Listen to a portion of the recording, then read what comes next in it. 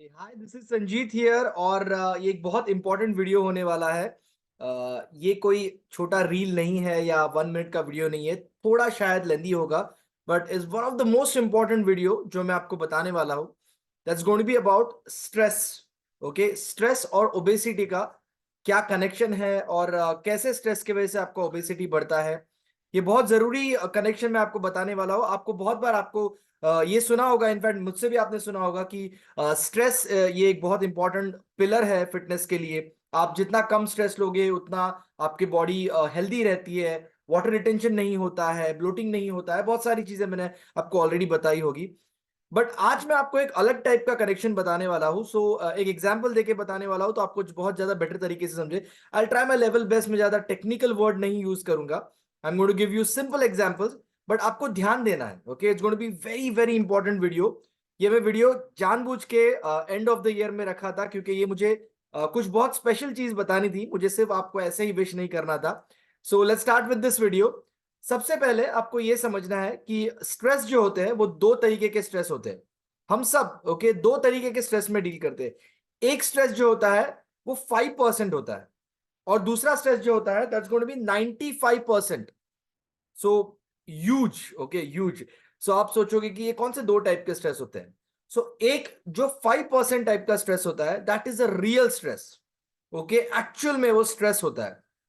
और 95% का स्ट्रेस जो होता है दैट्स इमेजिनरी स्ट्रेस। बट हमारे ब्रेन को ये पता नहीं चलता। See it's a long process कि वो हाइपोथैलेमस से सिग्नल जाते हैं एंड ऑल दिस थिंग्स। ये मुझे ज्यादा टेक्निकली बताने नहीं है, मैं आपको सिंपल चीज बताता हूं। ब्रेन ये रिकग्नाइज नहीं कर सकता कि कौन सा स्ट्रेस रियल है और कौन सा स्ट्रेस इमेजिनरी स्ट्रेस है। व्हाट हैपेंस जब भी स्ट्रेस होता है तभी क्या होता है, लेट्स एक्सप्लेन करता हूं मैं उसको एक एग्जांपल के साथ।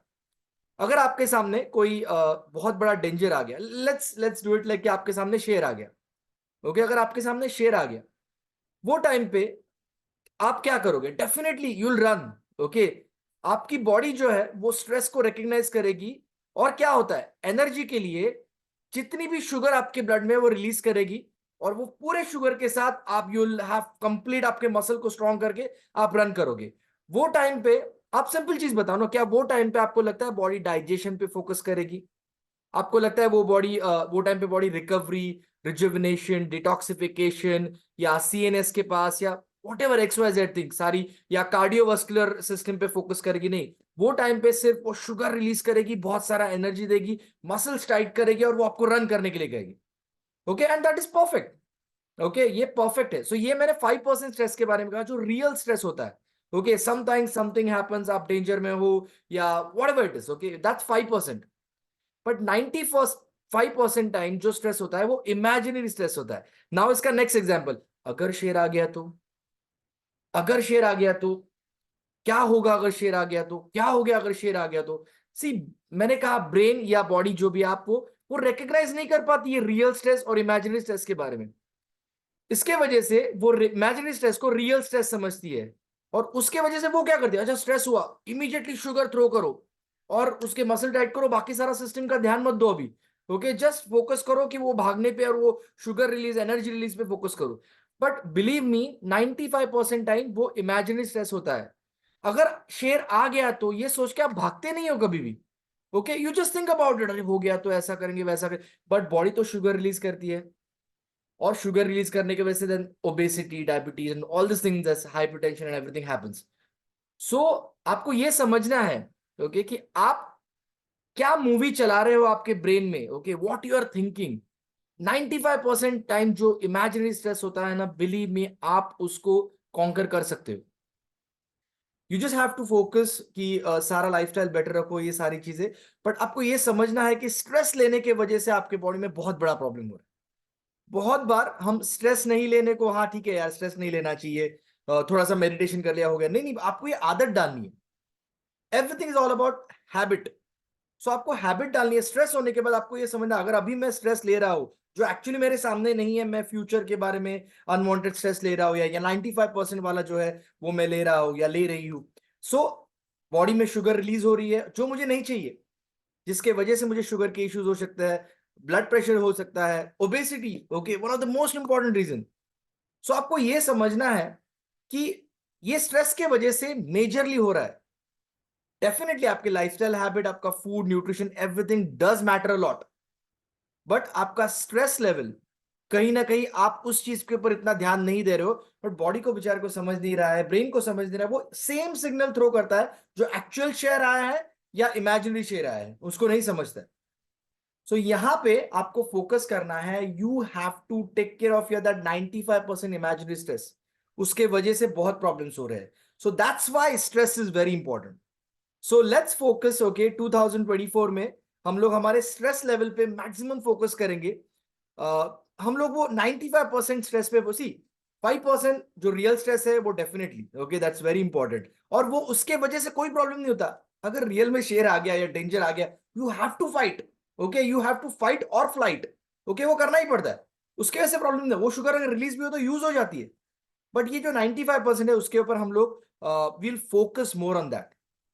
ओके, बहुत बार आपने मुझे वो फेमस सीन याद है, मुन्ना भाई एमबीबीएस जो फर्स्ट, ओके, बमन ईरानी था, वो ये कभी भी स्ट्रेस हो तो हंसता था, और that was a comedy. But ये बिलीव मी, ये बहुत अच्छी टेक्निक है। I don't want to do like that, okay, मुझे आपको वो नहीं बनाया, बट मुझे ये कहना है कि कभी भी स्ट्रेस होता है ना, डीप ब्रीदिंग करो, और try to remember something which is funny, okay, और या फिर बता दो अपने आप को ये 95% वाला है, ये सामने नहीं है मेरे, ये मैं इमेजिन कर रहा हूं या कर रही हूँ। सो फोकस कीजिए, क्योंकि स्ट्रेस के वजह से हमें जाने अनजाने में हमें हमारे सारे एफर्ट्स जो है ना, वो 20, 30, 40% ही उसका रिजल्ट आ रहा है। अगर हम उस चीज पे फोकस करेंगे, अमेजिंग रिजल्ट आ सकता है। आपको पता है every third Indian is diabetic. Obesity का नंबर्स तो मैं बताना भी नहीं चाहता आपको, सब कुछ सब लोगों को पता है।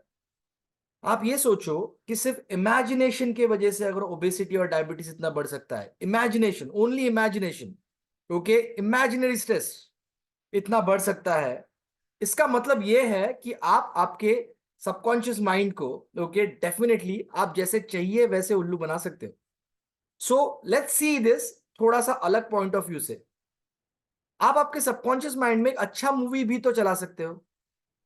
That's going to be a different lecture, but मैं आपको एक जस्ट जाते जाते ग्लिम्स छोड़ना चाहता हूं। जो जो ये कहते हैं law of attraction and all this things, okay, believe me ये ट्रू है, बट इसको समझने की कोशिश करो, इसको प्रॉपर समझना बहुत जरूरी है। हमें लॉ ऑफ अट्रैक्शन मतलब हाँ किसी भी चीज के बारे में अच्छा चल नहीं, आपको वो मूवी चलाना है। यही सेम हम लोग ने गलत मूवी चलाया, और उसका एवरी थर्ड इंडियन डायबिटीज या फिर ओबेसिटी, ये सारी चीजें होगी, यही सेम मूवी चलाया। इसी को हम लोग अगर पॉजिटिव मूवी चलाएंगे तो नो प्रॉब्लम, मेरा वेट बढ़ा है, but now I am going to start working out, I am going to take good diet, I am going to use nutrition, I am going to join some community, okay, जिसमें मुझे रोज exercise करे, कोई coach को मैं connect करूंगा, और everything is going to be great, okay, this is going to be so, have a good movie, okay.